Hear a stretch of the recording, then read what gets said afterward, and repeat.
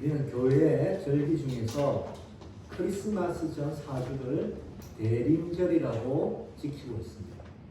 이 대림절은 예수님의 탄생과 다시 오심을 기다리는 절기로 교회가 지키는 절기이죠. 대림절을 보내면서 2020년 전에 오셨던 첫 번째 오셨던 예수님을 기념하고 언젠가 다시 오실 예수님을 소망하면서 특별히 이 기다림에 대해서 묵상하고 적용하는 시간을 몇 주간 가져보려고 합니다. 우리는 기다린다는 것은 즐거운 일이 되기도 하지만은 때때로 짜증이 나기도 하고 또 불쾌한 경험이 되기도 하는 것을 알 수 있습니다. 기다려본 사람은 기다린 것이 얼마나 힘들고 어려운 일인지를 압니다. 마치 10분 기다리는 것이 1시간 같이 느껴지기도 하죠. 기다림이 기약이 없을 때는 인내의 바닥을 드러내고 원망과 분노를 바라기도 하는 것입니다. 특히 이유를 모를 때 막연히 기다리는 것, 그것은 답답함을 넘어서 걱정과 불안해지기까지도 한다는 것이죠. 지금 우리가 살아가고 있는 이 시대에는 기다림이 익숙하지 않은 시대를 살아가고 있습니다. 기다리는 것을 잘 용납할 수 없는 것이죠. 핸드폰으로 연락을 취하고 미리 예약하면 되기 때문에 기다릴 이유도 없고 기다릴 만한 상황을 만들 필요도 없다는 것입니다. 많은 것이 예측이 가능하고 또 통제가 가능한 사회 속에 우리가 살아가기 때문에 이 기다린다는 것은 낯선 것이 되어가고 있습니다. 굳이 기다릴 만한 상황이라는 것은 주문한 음식이 나올 때까지 또 주문한 택배가 오기까지 기다리는 정도 외에는 특별히 기다릴 만한 일이 우리 가운데 없다는 것이죠. 기다림이 없는 세상의 우리들이 살아가고 있기 때문에 조금이라도 기다릴 만한 일이 생기면 참지 못하고 흥분하기까지도 한다는 것이죠. 오늘 본문을 보게 되면 이스라엘 백성도 기다리고 있다는 것을 알 수 있습니다. 이스라엘 백성은 이집트에서 출애굽, 즉 출이집트 하면서 광야를 지나 이제 시내산까지 어렵게 도착을 했습니다. 이스라엘을 인도했던 모세는 이스라엘 백성들에게 기다려라고 한 후에 하나님을 만나러 시내산, 즉 호렙산, 거룩한 산으로 올라가게 되죠. 이스라엘 백성은 모세가 얼마 있지 않아서 내려올 것이라고 그렇게 여겼지만은 40일이 지나도록 소식이 없고 문자를 보내도 답이 없고 카카오톡을 보내지만 화면에 일이 없어지지 않은 채 여전히 있는 것입니다. 전화를 걸어보지만은 전화기가 꺼져 있다는 낯선 여자의 목소리만 들려올 뿐인 것이죠. 이쯤 되면 답답함을 넘어서 화가 치밀어 오르기도 하는 것입니다.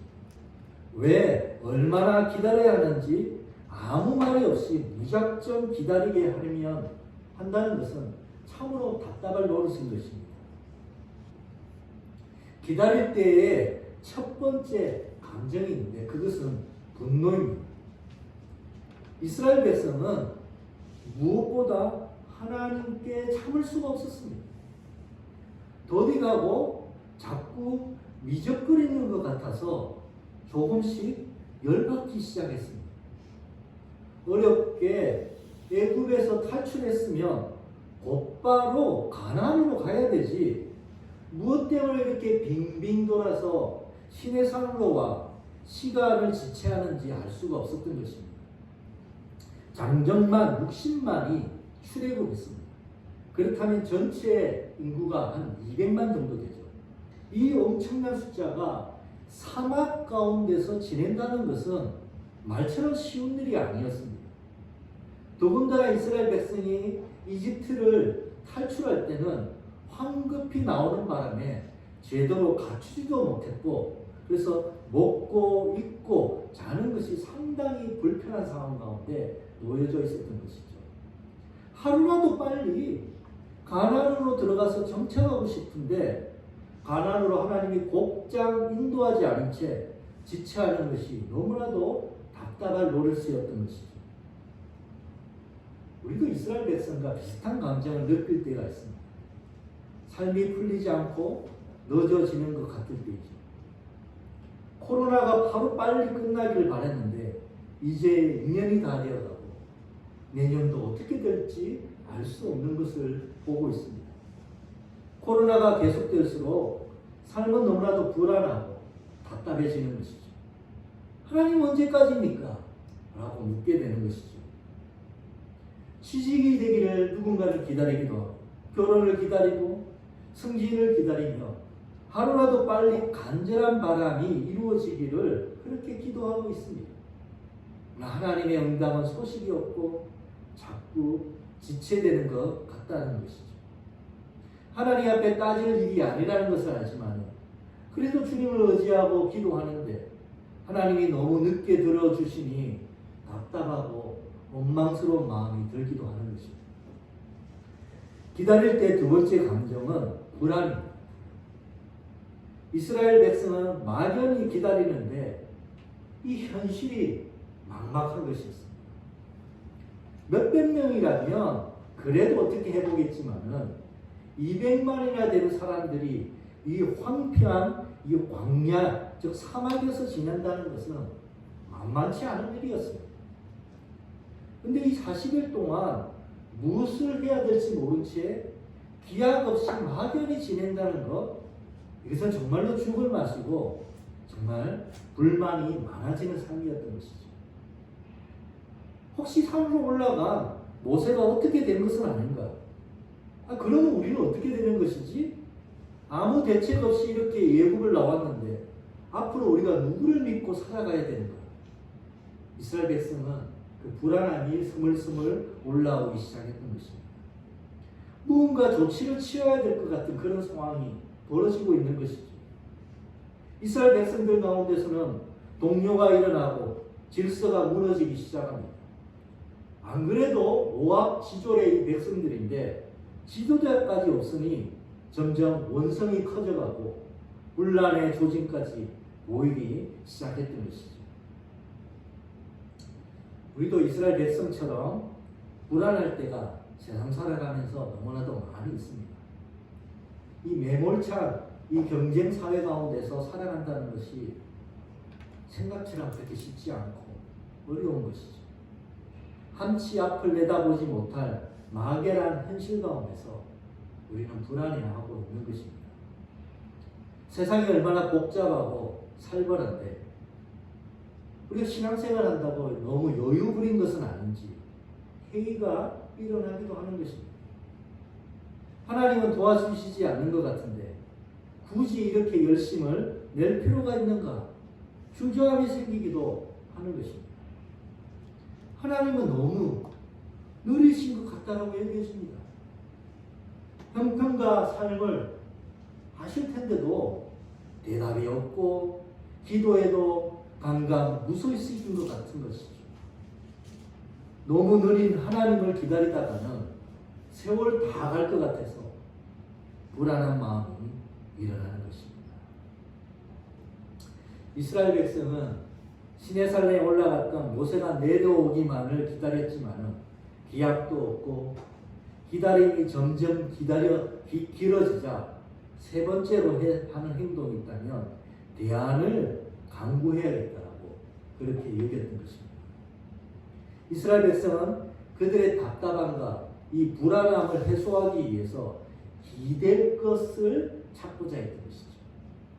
그래서 그들은 오늘 4절에 나오듯이 인도할 확실한 신을 세워야 돼. 붙들고자 했다는 것입니다. 그들 가운데 나타나 있는 이 무질서를 바로잡아주고 삶의 안녕과 평안을 확보해 줄 그 인도자가 필요했던 것입니다. 또한 이렇게 막막하고 한치 앞을 알 수 없는 이 상황에서 삶을 안전하게 지켜주고 미래의 안전을 보장해 줄 만한 그러한 신이 필요했다는 것입니다. 눈에 보이는 확실한 신. 더디고 답답한 신이 아니라 눈에 보이고 확실하며 즉각적으로 응답해 줄 그 신이 이스라엘 백성들에게 필요했다라고 여겼다는 것이죠. 이스라엘 백성은 그들 가운데 있는 이 불안과 걱정 때문에 애굽에서 자신들을 인도하여 주셨던 그 하나님이 누구신지를 알 필요도 없었고, 그분이 무엇을 원하시고 계시는지도 파악할 필요를 느끼지 못했던 것입니다. 하나님이 누구신지 알 바 아니고 그저 지금 눈앞에 있는 이 어려운 현실적인 문제를 해결받는 것, 그것이 중요했을 뿐이었던 것입니다.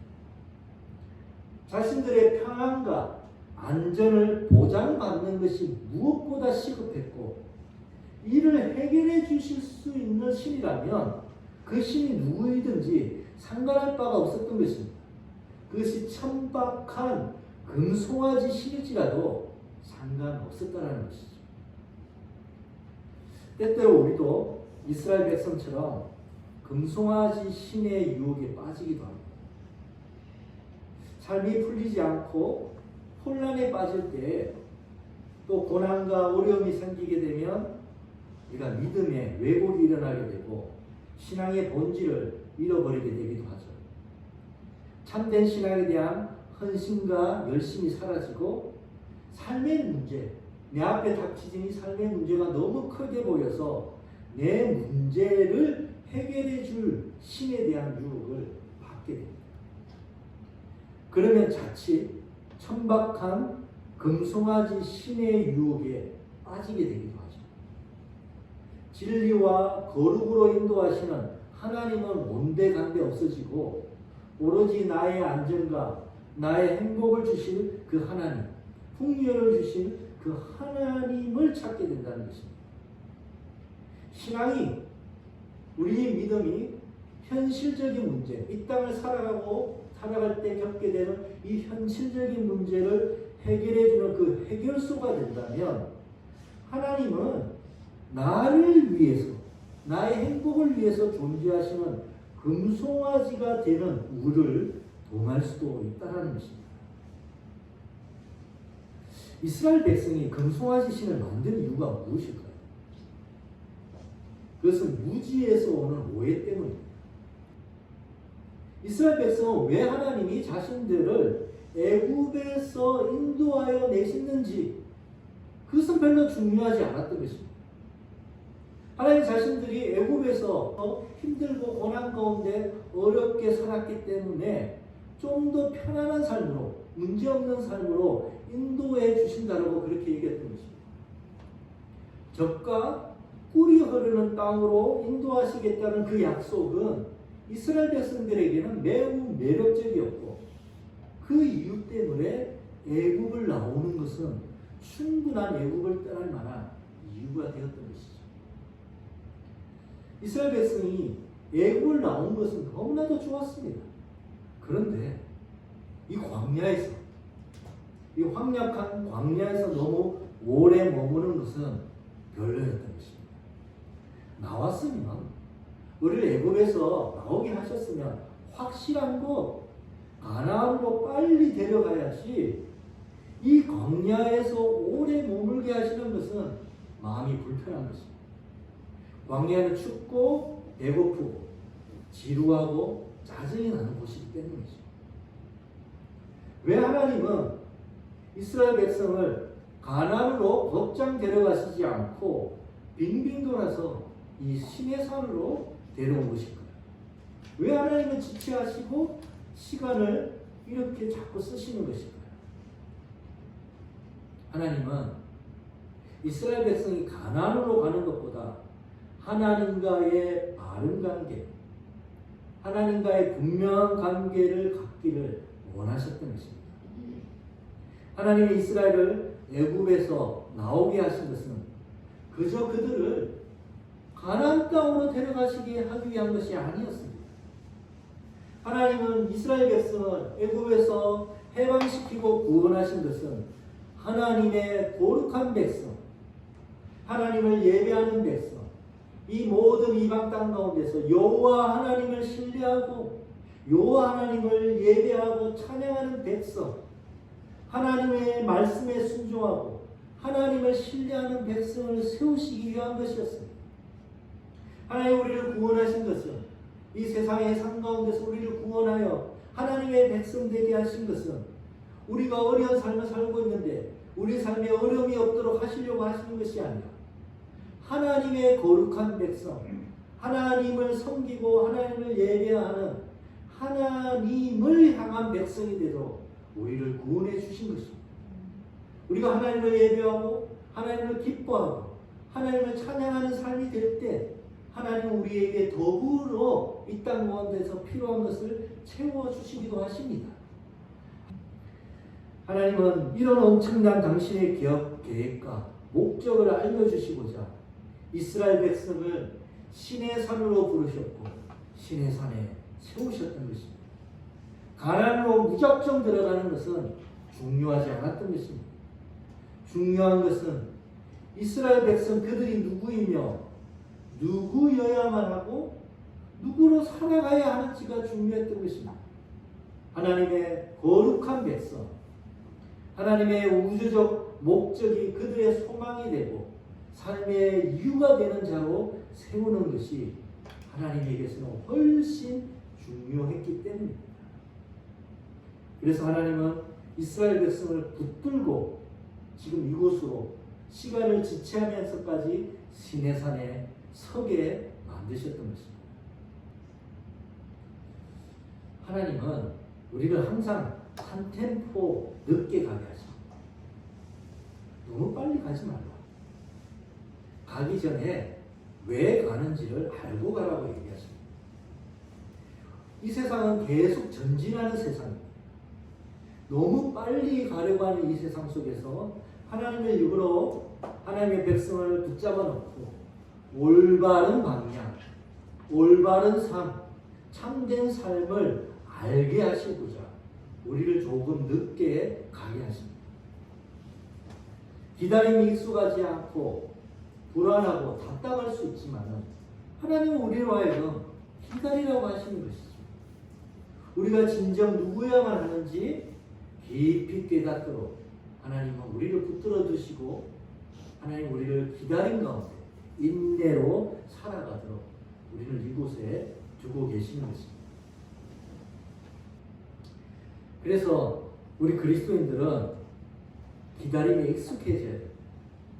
이 기다림에는 하나님의 백성의 근본적인 삶이 있습니다. 원래 우리 그리스도인들은 기다리는 자입니다. 기다리는 자. 모든 믿음의 신실한 백성들은 기다렸습니다.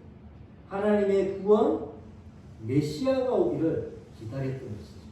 신약의 그 마지막 책 계시록에서는 예수께서 내가 진실로 속히 오리라 이 약속을 지시면서 성도들에게 기다려라, 기다리라고 말씀하십니다. 그렇기 때문에 초대교회 성도들은 주 예수여 어서 오시옵소서 마라나타 이 기다림을 그 삶의 중심에 놓고 기다림을 기다리는 사람으로 살아갔다는 것입니다. 모든 그리스도인은 이 기다림 속에 있는 자들입니다. 그렇기 때문에 기다림은 그리스도인들에게 전혀 낯선 것이 아닙니다.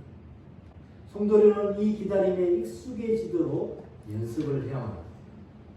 이 기다림이 익숙해지지 않으면 주님이 다시 오실 날을 우리가 기다리는 그 기다림 속에서 이 기다림을 연습하지 않으면 확실한 금송아지를 찾게 됩니다.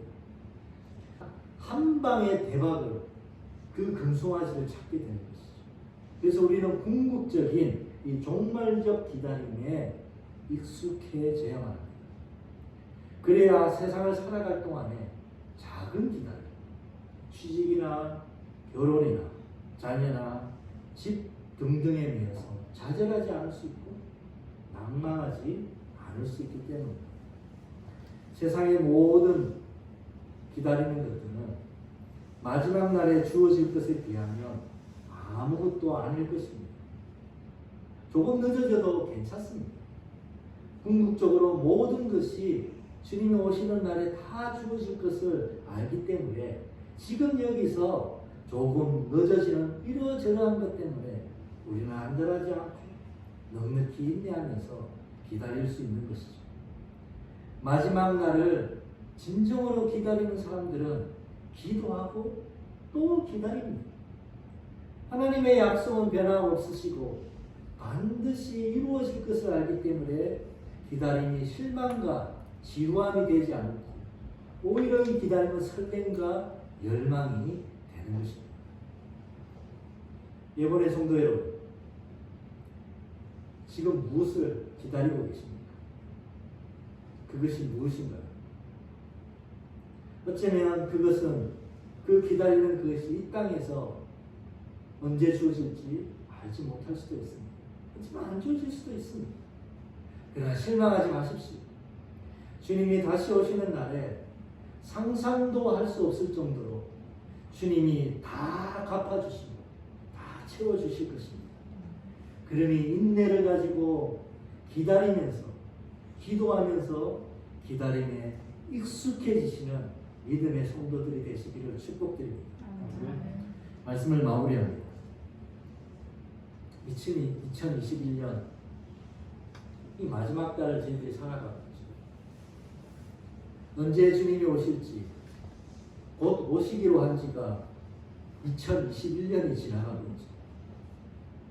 언제까지 기다려야 할지, 우리 생전에 주님이 오시기는 할는지, 삶은 여전히 굴곡지고 생각지도 못한 일로 염려하고 아파하기도 하죠. 하나의 문제가 해결되면 다른 문제가 바로 줄이어 나타나기도 합니다. 우리 삶은 계속 이러저러한 문제로 오르내리며 우리를 구토하게 하며 어지럽게 만들기도 하죠. 그러나 주님은 아직 아무 답도 주지 않으십니다. 침묵만 흐를 뿐인 것이죠. 우리 기도가 허공을 떠도는 것 같고 우리 믿음도 허공을 휘잡는 것 같은 것처럼 느껴지기도 합니다. 삶의 현실은 더 냉혹해지고 짊어져야 할 삶의 그 무게는 점점 더 무거운 것을 느끼기도 하는 거죠. 그러나 우리가 이 땅에 살면서 그럼에도 불구하고 낭망하지 않을 수 있는 이유는 우리는 기다리고 있기 때문에 이 땅의 걱정, 염려, 눈물, 그 답답함을 풀어주실 그 영광스러운 날이 도래할 것을 알기 때문에 우리는 그 날을 기다리고 있기 때문에 우리는 이 땅의 삶에 우리가 낭망하지 않을 수 있는 것입니다.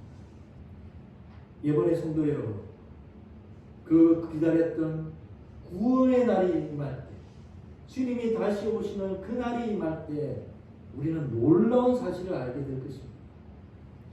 우리가 지금까지 기다렸던 것이라고 생각했는데 실제로는 하나님이 우리를 기다리고 계셨다는 것을 알게 될 것입니다. 우리에게 언젠가 임할 그 구원의 문 앞에서 우리의 기다림이 하나님이 우리를 기다리셨기 때문에 가능했다는 것. 그분이 한없이 아파하고 우리를 위해서 흘렸던 그 눈물 때문에 우리가 기다릴 수 있었다는 것을 알게 될 것입니다.